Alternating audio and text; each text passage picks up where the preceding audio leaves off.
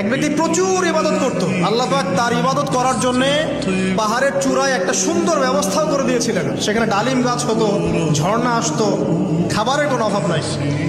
হাদিস এসেছে 500 বছর সে ইবাদত করেছে। কত বছর?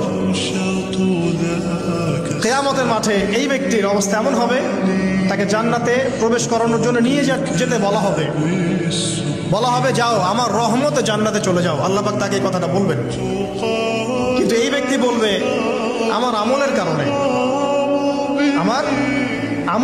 আল্লাহ পাক বলবেন আমার রহমতে জান্নাতে চলে যাও। ব্যক্তি বলবে আমার আমলের কারণে। আল্লাহ রাব্বুল আলামিন তখন তাকে দেওয়া সমস্ত নেয়ামতগুলোকে এক পাল্লায় করবেন আর তার সমস্ত আমলকে আরেক পাল্লায় করবেন। একটা চোখের যে নেয়ামত আল্লাহ পাকের, সমস্ত আমল ও 500 বছরের ইবাদত এতটুকু হয়নি। তারপর তাকে বলা হবে ওকে জাহান্নামে নিয়ে যাও। এবার জাহান্নামে যাওয়ার সময় সে বলবে আল্লাহ তোমার রহমতে আমাকে মাফ করে দাও।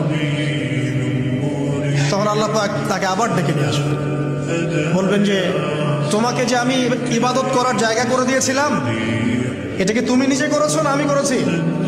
সে বলবে আপনি করেছেন। তোমাকে যে আমি সৃষ্টি করেছিলাম তখন কি তুমি কোনো আমল করেছিলে? বলবে না।